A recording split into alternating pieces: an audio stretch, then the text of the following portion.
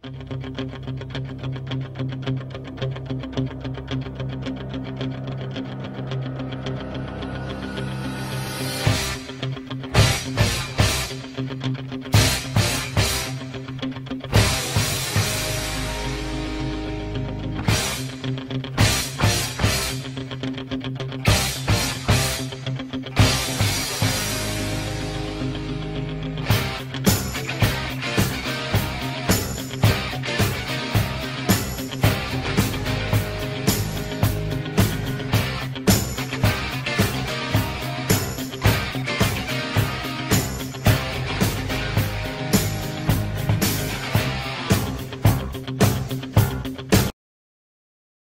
μαθητές της 6ης τάξης του 7ου Δημοτικού Σχολείου Λαμίας και έχουν φτιάξει το κάστρο της Λαμίας. Χρησιμοποιώντας Lego Window φτιάξαμε την είσοδο του κάστρου.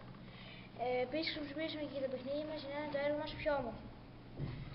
Το σενάριο του έργου μας έχει ως εξής. Ο οδηγός πλησιάζει και σταματάει. Στην είσοδο του κάστρου έχουμε βάλει μια κατεβασμένη μπάρα και ο οδηγός πιέζει το μοχλό και τότε ο μοχλός δίνει την εντολή να σηκωθεί η μπάρα. Η μπάρα σηκώνεται και το αυτοκινητάκι μπαίνει μέσα. Και μετά, ανάλογα με τον αισθητήρα απόστασης, καταλαβαίνει ότι περνάει τα μαξιά και κλείνει. Αντί για διακόπτη, μπορεί να χρησιμοποιήσουμε το μικρόφωνο του λάπτοπ, αλλά δεν μας επιβάλλει περιβάλλον.